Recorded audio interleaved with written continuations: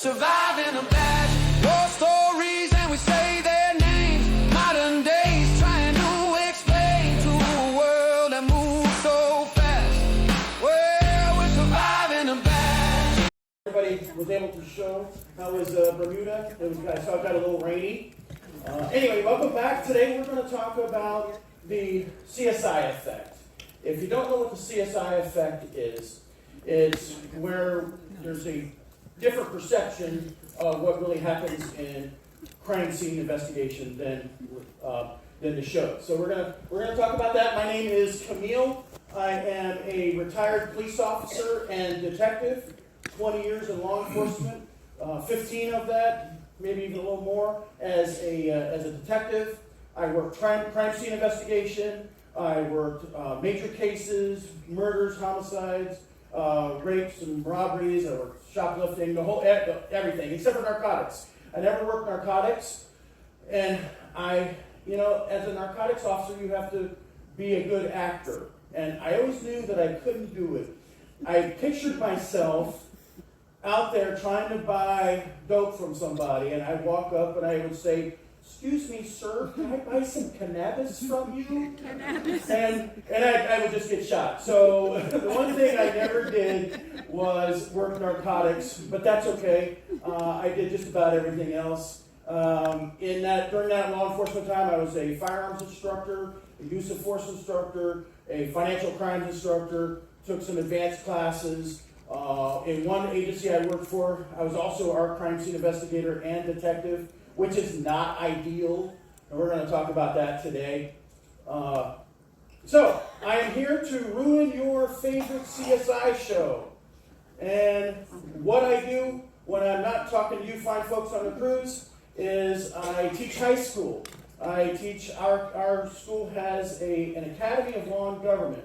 And the students at this academy, they are there as a trade. If they want to be a police officer, if they don't want to be a crime scene investigator, if they want to be an attorney, they join this academy, and I teach that class. I teach the introduction to criminal justice, the patrol operations, and the crime scene part of that high school class. It's pretty good. I also teach world history, and besides that, I do a podcast with another retired police officer, and we talk about cop stuff. It's called Surviving a Badge. If you like podcasts, and you like cop stuff, then you can listen to that. It's on YouTube. And I also have written a couple of books. One of those books is called Behind the Badge, the definitive police and trivia workbook. It's a lot of fun, a lot of police trivia and word searches and things like that. So if you want to check that out.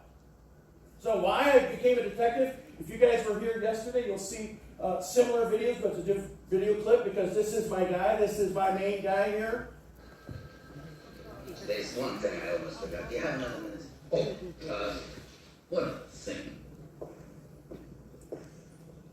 Oh, Mr. Chase, one thing about that accident.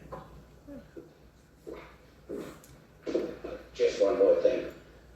One more thing, sir. There's just one other thing, sir. Do everybody love Columbo? Remember Columbo from way back in? Yeah. Great show. He was my guy, and he's probably why I became a detective.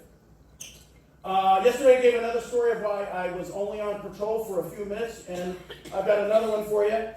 Anybody know what? Oh wait, before we go there, any law enforcement in here? Any retired or currently working law enforcement? All right, I see a couple of hands.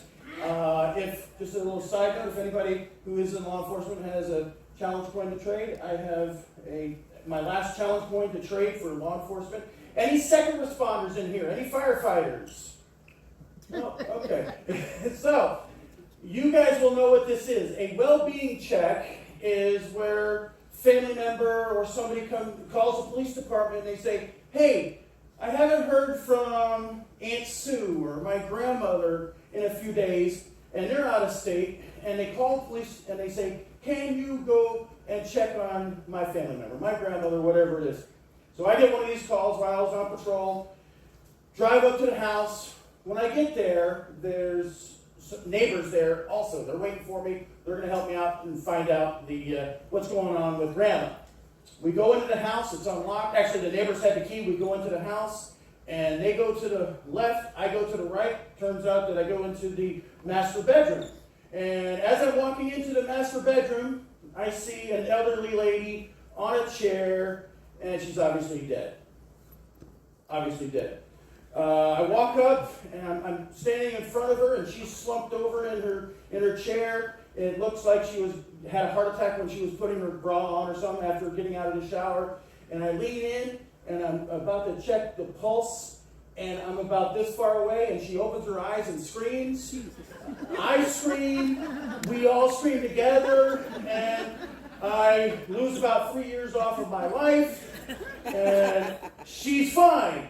She had her phone off or whatever was going on. It was a while ago, and she had gotten out of the shower. She was getting dressed, and she fell asleep at the chair.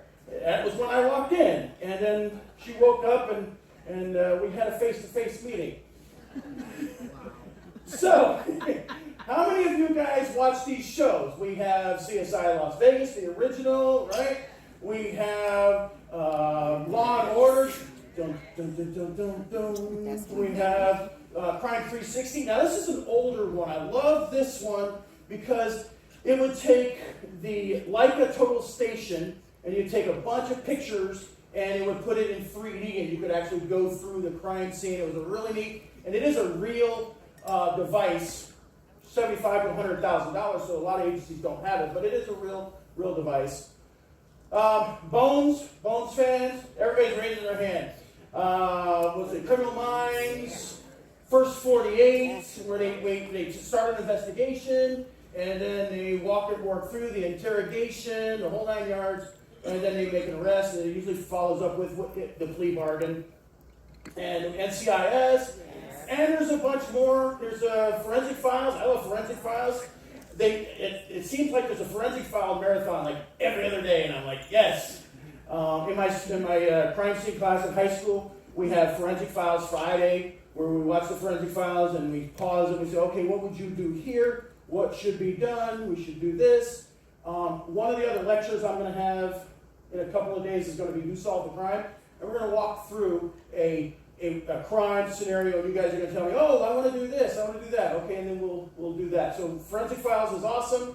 Now, which one do you think is probably the most accurate? We got Forensic Files, 48 Hours, and Crime 360. CSI is entertaining. It really is. It's very, very entertaining. It's extremely entertaining. The problem is that the juries have an expectation in reality. So these juries have seen these CSI shows, and they say, "Oh yeah, we'll get DNA back in an hour, and everybody's this, and we can wrap up this case in an hour." And juries are often because these shows have a high emphasis on forensics. They believe every scene is going to have forensics. They believe every scene is going to have DNA. They're going to believe that it's going to have fingerprints of our suspects. And they believe 100% in the forensics. Blood spatter. Everybody fans of Dexter? I'm going to ruin that for you guys. So they believe 100% in the forensics. And oftentimes the jury is reluctant to convict in cases where there might not be any fingerprints, where there might not be any DNA, and it's a total circumstantial case, or evident witnesses, testimonial cases. So that's essentially, I didn't coin the phrase, but that's essentially the CSI effect. What happens to the juries when they're on there and they have a real case? Well, in CSI Miami, they were able to do this. And you're going to have to break through that fog when you're dealing with juries.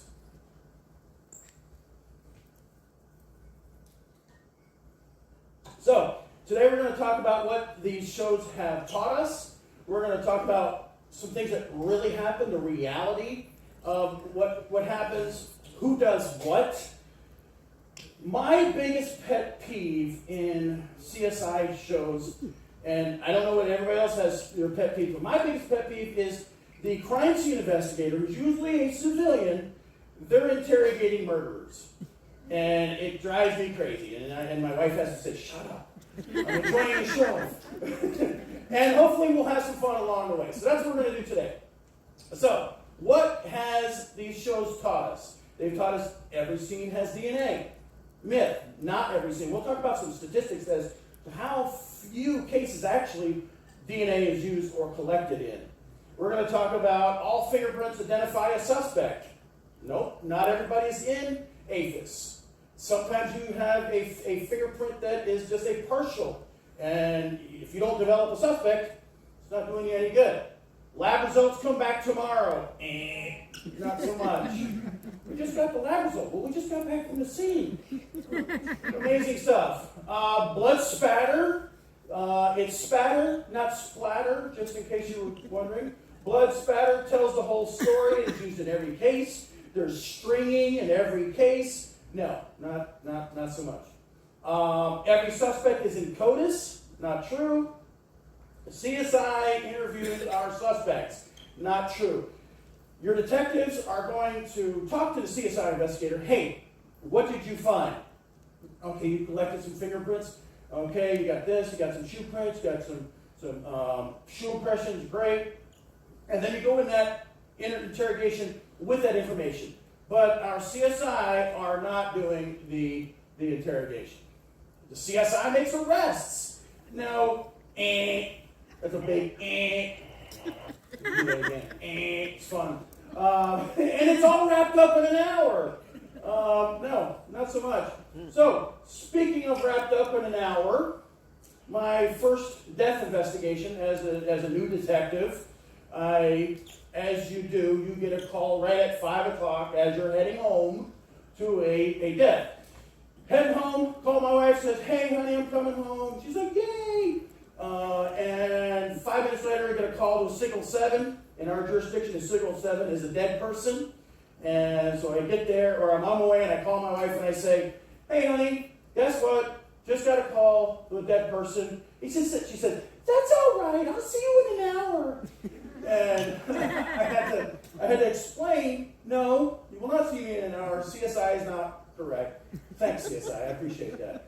So about 2, 3 o'clock in the morning, I got home. It was a suicide, but you have to treat it as a murder. You have to collect the evidence. You have to do everything you can. And this was when I was a detective and the crime scene investigator. We didn't have any suspects because of the suicide, so it was a little easier. All right, so quiz time. Everybody enjoyed the quiz yesterday. Everybody got 100% on the serial killers.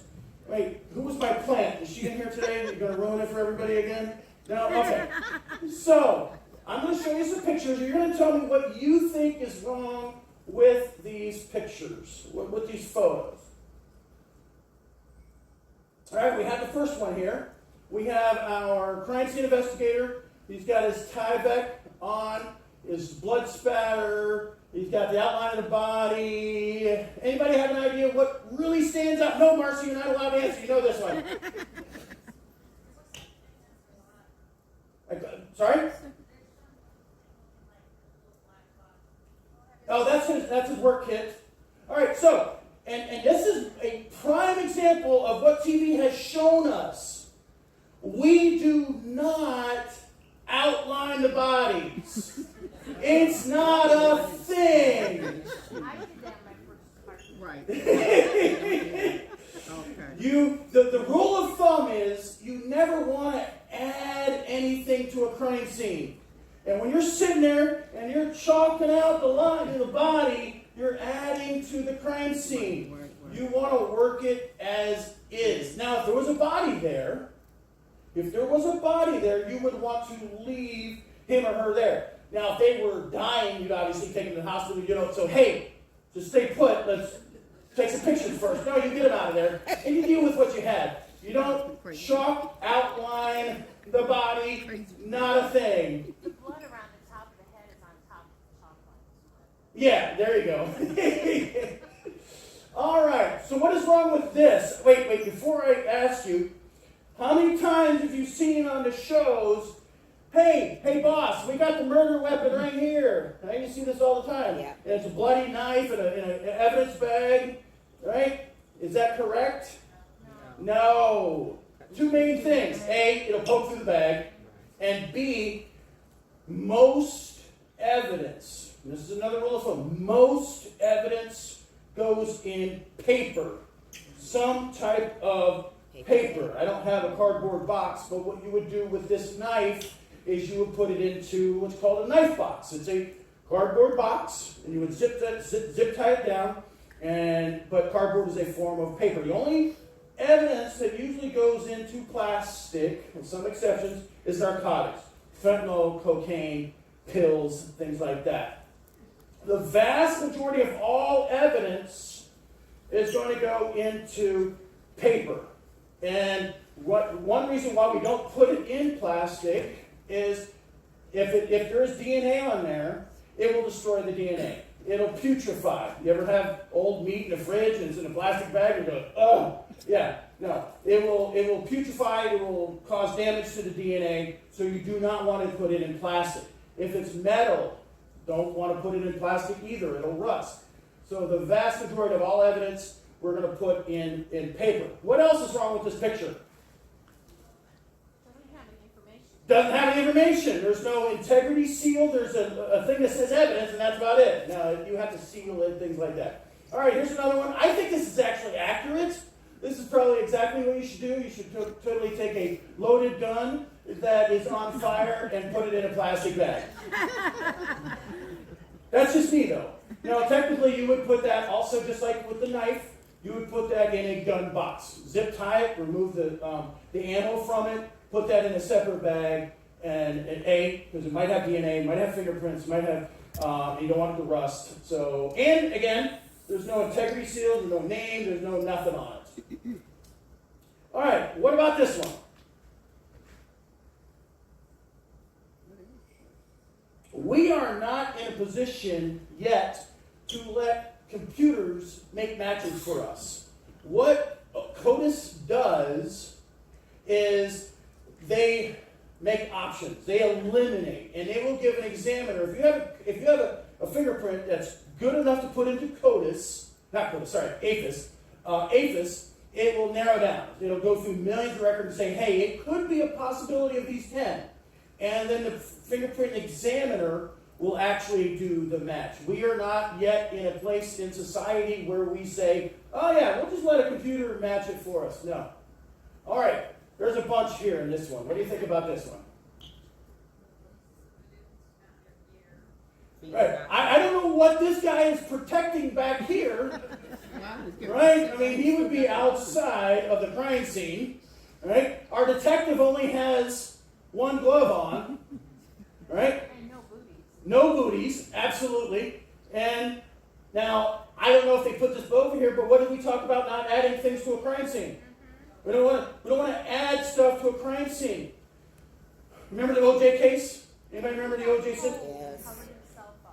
Yes, he was told he died. Could be, absolutely. But if not, if they had put that blanket onto him, then you're adding something to the crime scene. In the O.J. Simpson case, one of the crime scene investigators went into Nicole Brown Simpson's house and grabbed a blanket from a closet and put it over Nicole Brown. Well, when they were at the autopsy, they were able to recover some hairs that were consistent with O.J. Simpson. In trial, they asked, how did the hairs get there? Oh, well, he murdered her. Well, didn't you put a blanket on her that you got from the house where he lived? Can you say for sure that those hairs were not transferred from that blanket onto Nicole? That's another reason why you don't put blankets on victims. Now, you will see that in traffic homicide investigations. You're driving down the road, you'll see a victim on a road, and they'll usually be over a yellow blanket laying over them. Well, that's a unused yellow blanket, and it's for those purposes. So we don't want to add anything to our victim. What we would do here is we would, without the blanket, we would bag the hands and put paper bags over the hands to collect anything that may have fallen off of the fingers. And then you would take an unused white sheet, wrap them up, and then put them in the body bag. Anything that falls off from the body will fall onto the sheet. You examine that. but we don't want to add anything to our crime scene. Okay, what about this one? What do we see wrong in this picture? Okay, brushing. So this piece of evidence, this knife, probably would not be processed with black powder at the scene. You would collect it and process it with super glue for the most part, cyanoacrylate. You wouldn't process it on your hands and knees from there. What else is wrong here? There's no powder on the brush. Who said that? Yes, there's no powder on the brush. It's going to be difficult to collect any fingerprints from this without any powder on the brush. It should be a nice black brush from all the powder use. All right, this is from CSI Vegas. This is one of the first few episodes. This is their crime scene garage. This is back at their office, at their lab garage. What is wrong with this? And this is the biggest theme throughout all of CSI shows. They're in street clothes. Street clothes, they don't have any PPE. And she's wearing heels. I can't. I didn't even notice that. It's nuts. These girls wear like 2.5 to 3 heels. And they're running up and down the It's street. dark. It's dark. Very good. The lab, you want to bring in as much light as possible. The only light that they're using to collect evidence is the light from a skylight. Come on, people. Get out of here. All right, same thing with here. Very dark. I've never, ever been to a dark autopsy. It's very, very, very light. All right, and we've got one light. Our medical examiner is not wearing any PPE. She's holding it barely up. Their hair is all hanging out. Exactly. Yeah. All right, what about this one? Somebody say crowd? Yes, the crowd needs to be pushed back. Where do we know that the evidence, where the crime scene ends? We don't, right? There could be evidence right back in here. And how do we know what evidence to collect?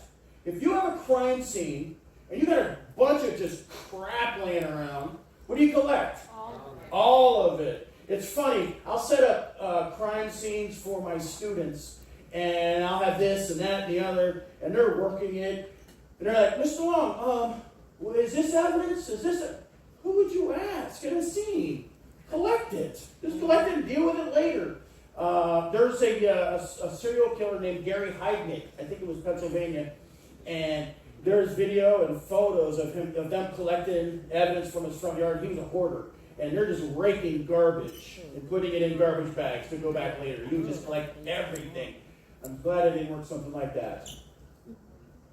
All right. What this show has seen on these, what we've seen on these shows, these are our crime labs, right? Anybody ever work in a crime lab? Seen a crime lab? It's not this dark, trust me, okay? And they're working in the dark. I guess it's just cinematography or whatever, but crime labs are not this dark.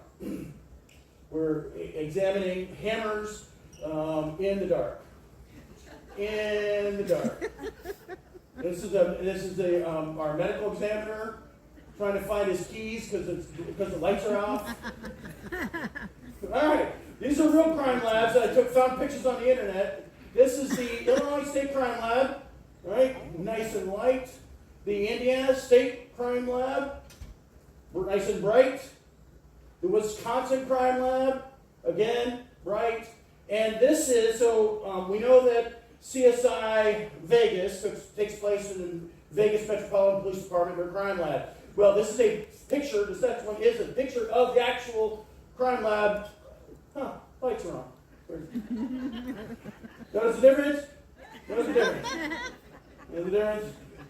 Okay. Yeah. And this was one of my pet peeves is detectives and CSI, all one thing. Save money. True. CSI shows that our crime scene investigators are doing our interviews in the dark, our interrogations in the dark, again, across the table in the dark. We are interrogating suspects in the dark and not sworn police officers. All right, real interviews, nice and bright, real detectives. Everybody has their job to do.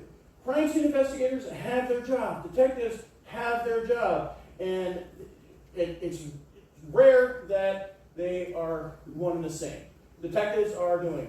Differences, again, lighting and detectives, not CSI. Our detectives are police officers. A detective in the police department is a police officer. They can make arrests. They are sworn. They investigate crimes. They interview suspects, witnesses, and victims. They follow up on leads. They do the subpoenas and the search warrants. I don't know if you guys remember this, and this is always driving me crazy on Law and Order. The detectives, and this was a detective thing, would go to the state attorney, district attorney, and say, hey, we need a search warrant.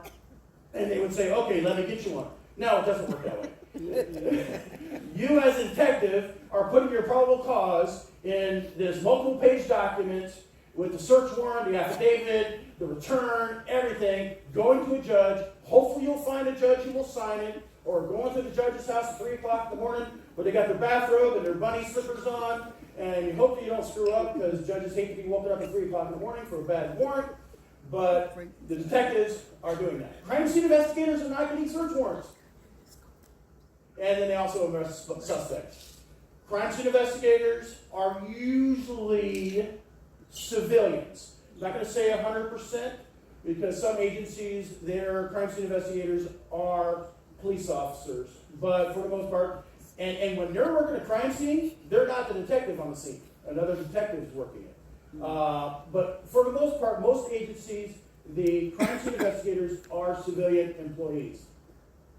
They respond to crime scenes, they collect the evidence, they process the scene, and they write the scene reports for investigation. Our best option, obviously, is to have Morgan Freeman on your detective side and a crime scene investigator working the case together. Anybody know what movie this is from? Seven, right? We say Seven, yes. Great movie. What's in the box? What's in the box?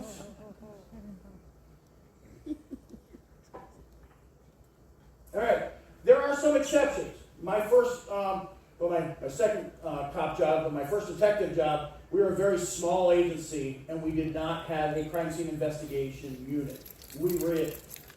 All of our detectives were trained in crime scene investigation, and we would oftentimes, if it was a small case, work a case and the crime. If it was a burglary to a house, that was over with, and you had just do some fingerprints. There's no suspects. You were lifting some fingerprints or talking to a suspect. You could do both. When a case got bigger, what we would do is I'd call my partner and say, hey, I got just called out to this big case. Can you come in and do the crime scene for me? I would do the detectives because there's so many different things that each side of the coin has to do.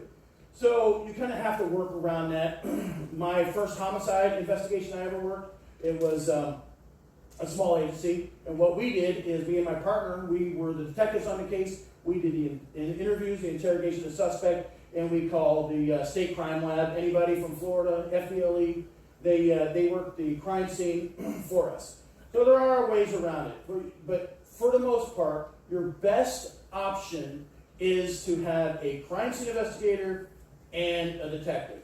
And it's not like the shows where in a major homicide, crime scene is doing all the work. There's just too much to do where they can't do all of it.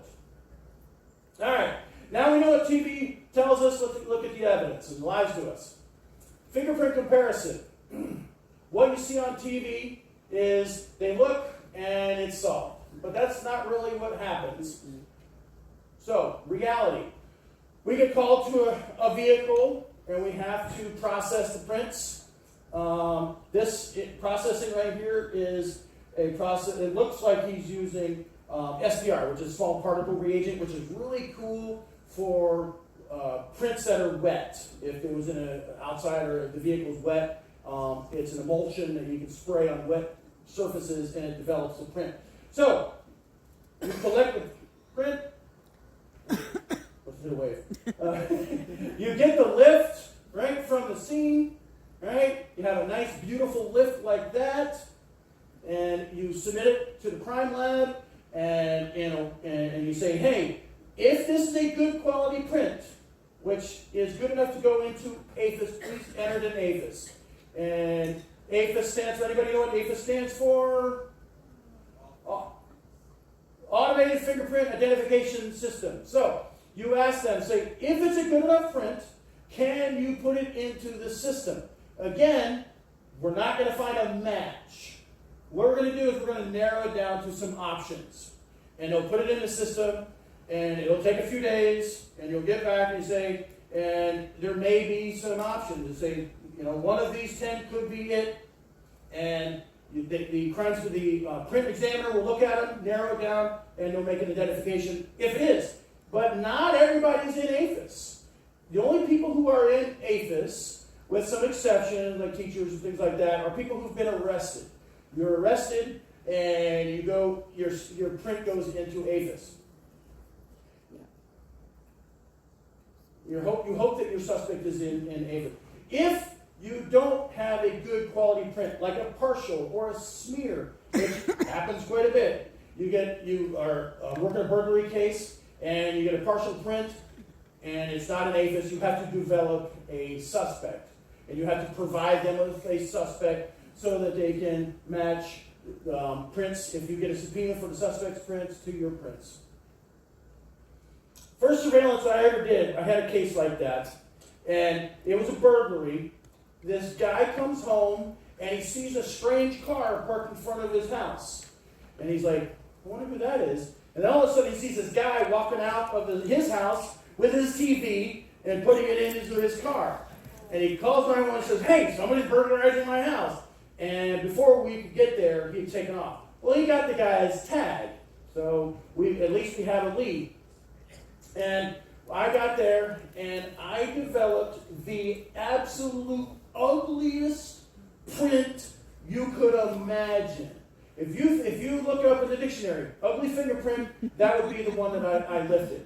And it was a partial palm print from a screen that the guy had taken off and made entry. Well, the good thing is we had the partial tag. So I wanted to stop him, interrogate him, the whole 9 yards. And I'm on my first surveillance, brand new detective, first surveillance, and I'm sitting on his house, and I'm like, okay, 5 o'clock, he's going to leave soon to work.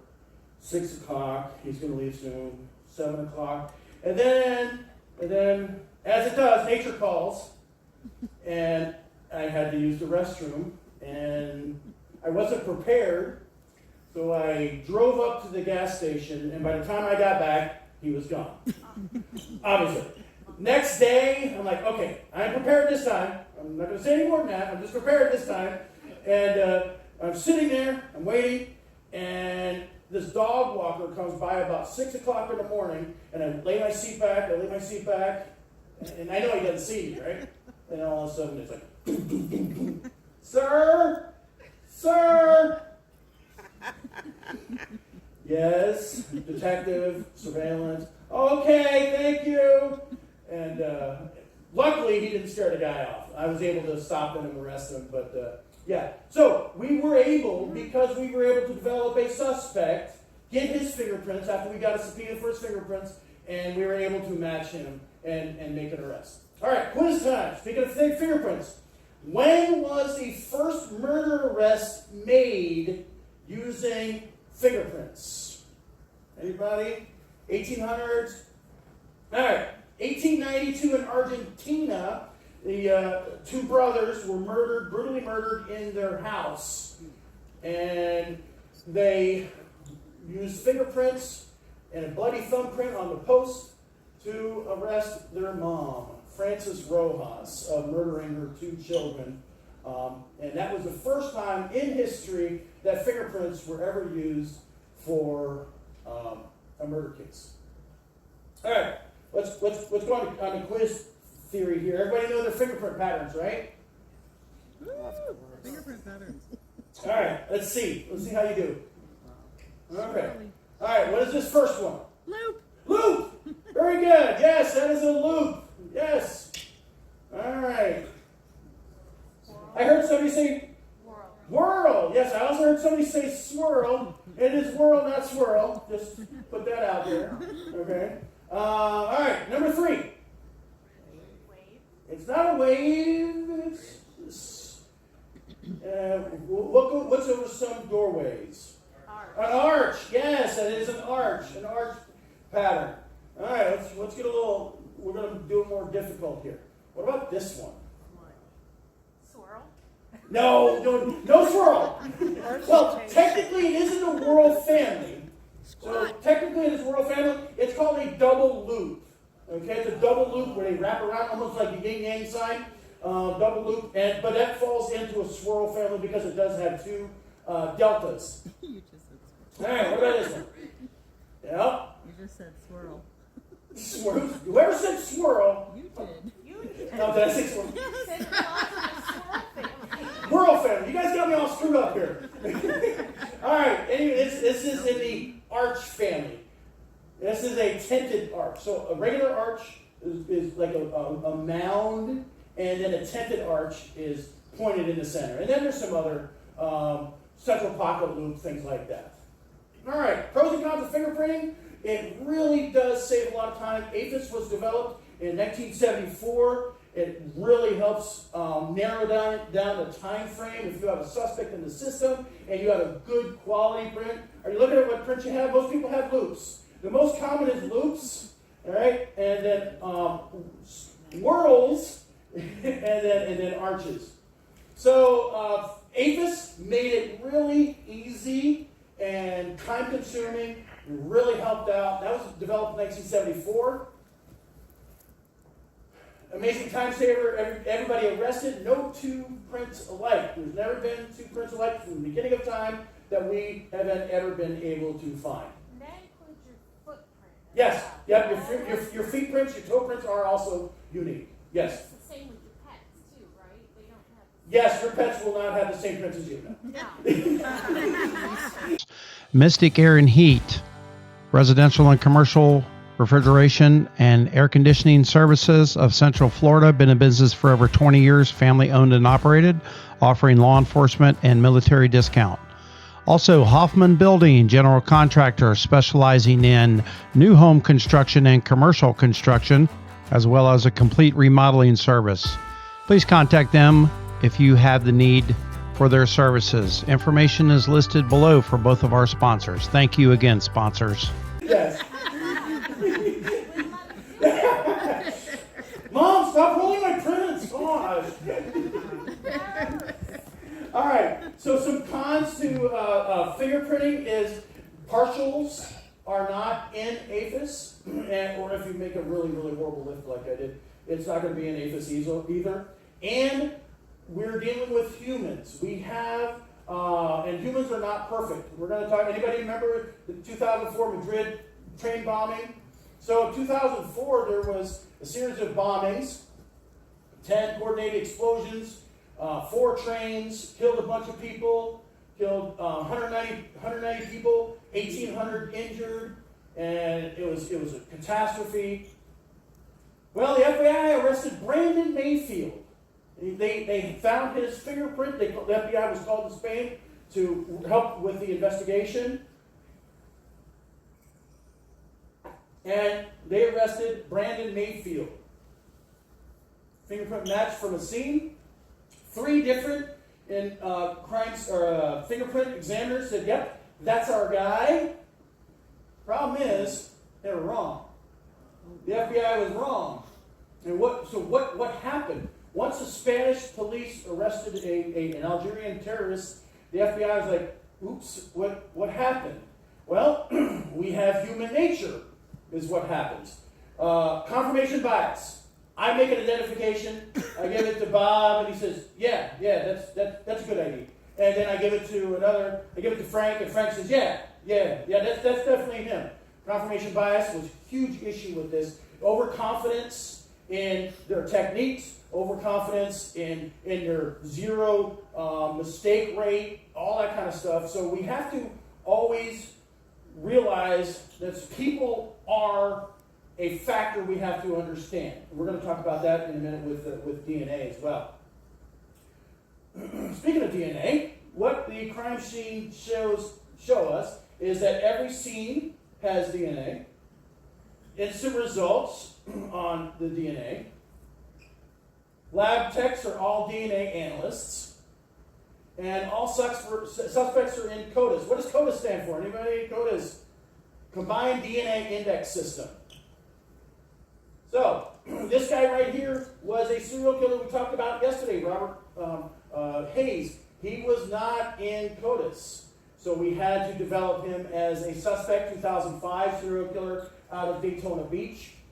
He killed 6 women before he got caught, and he got caught in West Palm in 2009 because somebody decided that they wanted to get their ancestry DNA, and that matched to Hayes. And I love this. I showed this yesterday. I just love it.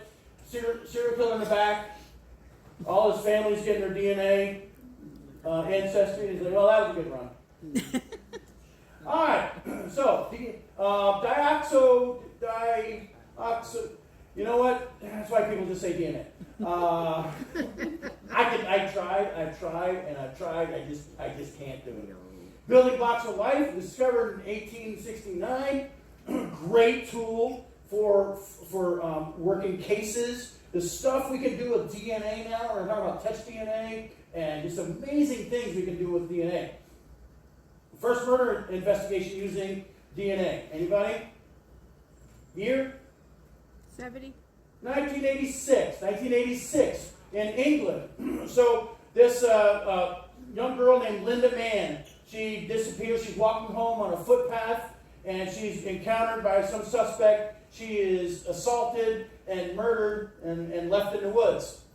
It goes cold. They have no suspects. The only thing they were doing at this time was blood typing, and they were able to develop a blood type of the attacker. But I mean, that's still a huge percentage of the population.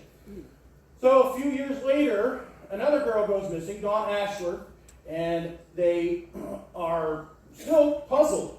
They did arrest one individual, a young man, Richard Buckland, and he's the picture in the back here, Richard Buckland. They interrogate him for numerous hours, 8 to 10 hours. He finally confesses. Well, they really, really, really want to make a good case on him. So they go to this guy who was working on DNA named Alec Jeffries. And just so happened that the university he was working on DNA for was near the town where these 2 murders happened. So they go to Alec and they say, hey, can you help us with this? Can you confirm that Buckland's DNA belonged to the one left by the perpetrators? Like, yeah, sure, why not? We can do that. And he runs it, and it wasn't him. So we first had an exoneration using DNA before we had a conviction. Now, what do we do here? Police are like, okay, now that we know this works, let's set up a dragnet. We're going to ask all the men in the town. It was a small little village in England, and they said, hey, why doesn't everybody come in? They will donate their DNA sample, and we'll run it against the person who was left at the scene. Later, they found this guy, Colin Pitchfork.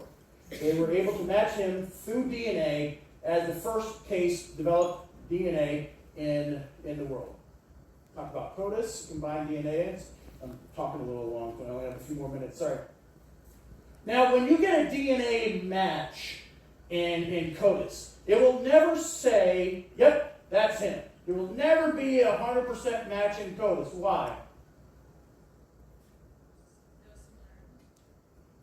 Sorry?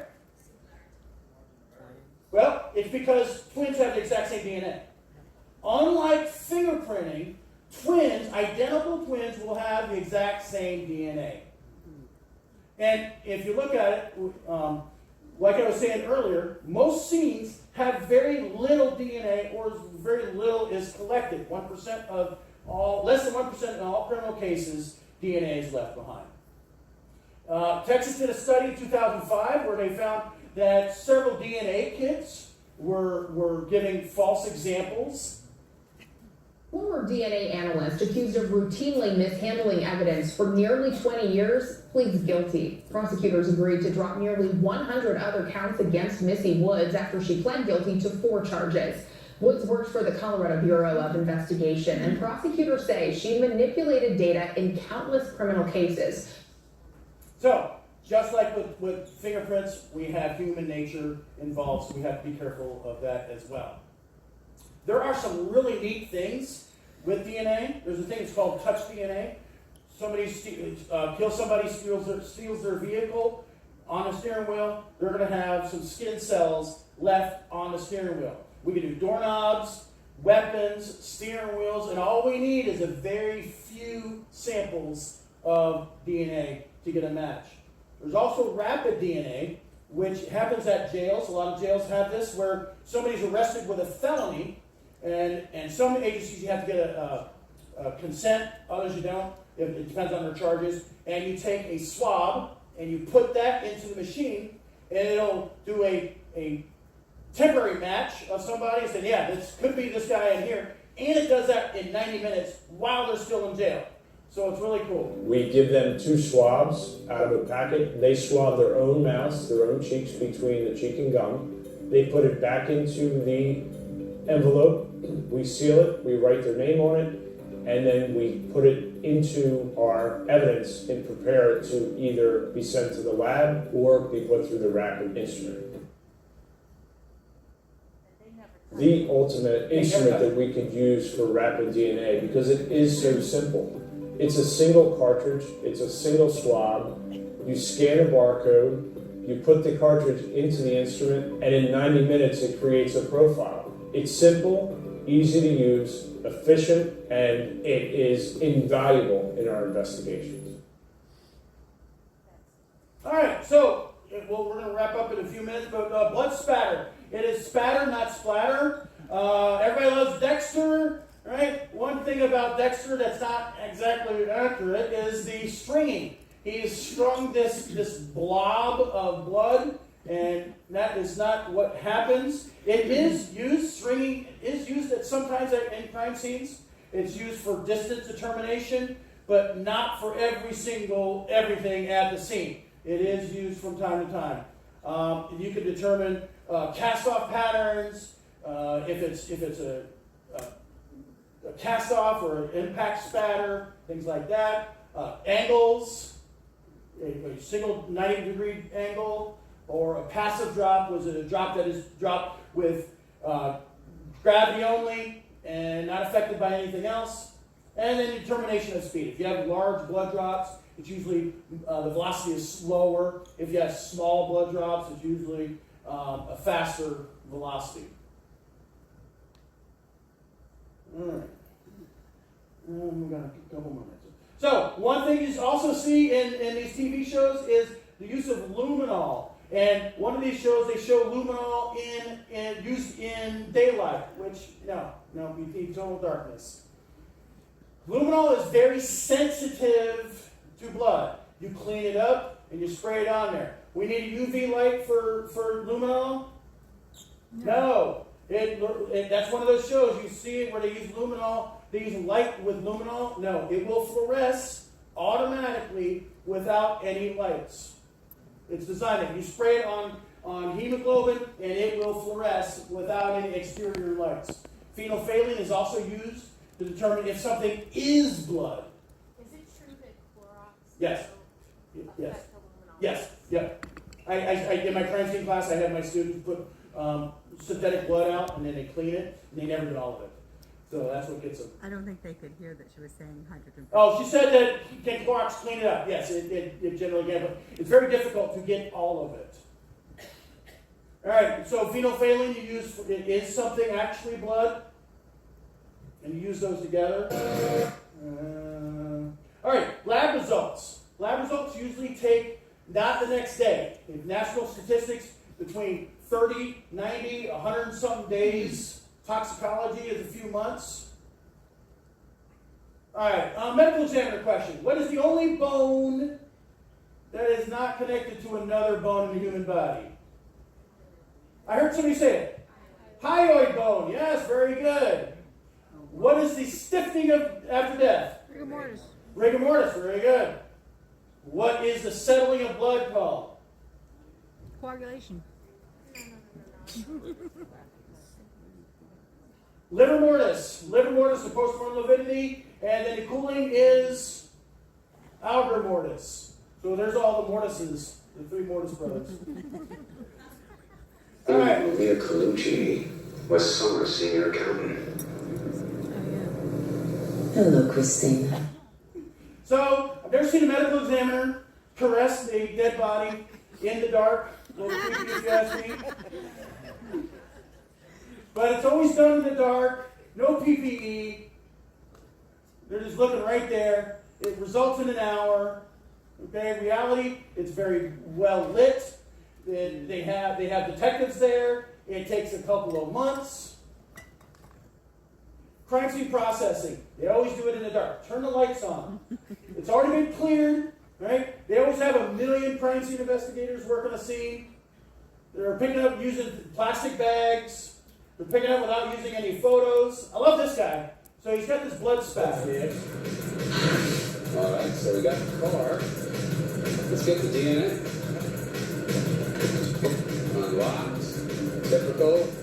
We're looking for DNA to match the carpets. Serial is our best bet. Helio Ridge. Best place to prove who's the last driver. So the problem is, he's making that collection. Didn't take any photographs. Didn't make any measurements. He's just collecting the blood. You gotta document your scene. You really gotta document scenes. Turn the lights on. Patrol's already there, cleared it. There's no reason to do it without lights. Turn the lights on. Bring in extra lights if you need to. All right, dark. Now, what you want to do is you want to note the position of the switches. Were they off? You want to process the switches, but see everything. Unless you're using some kind of light source that requires to be in the dark or items. All right, to wrap up, sorry I went a couple minutes long. These shows are amazing, they're exciting, but they have quite a gap between themselves and reality. But who wants to see some guy take 50 pictures of a crime scene? Nobody. It's boring. Okay, that's why they don't show it. I get it. It's just not realistic. All right, I want to thank you guys very much for your time. I've got a few more of these lectures.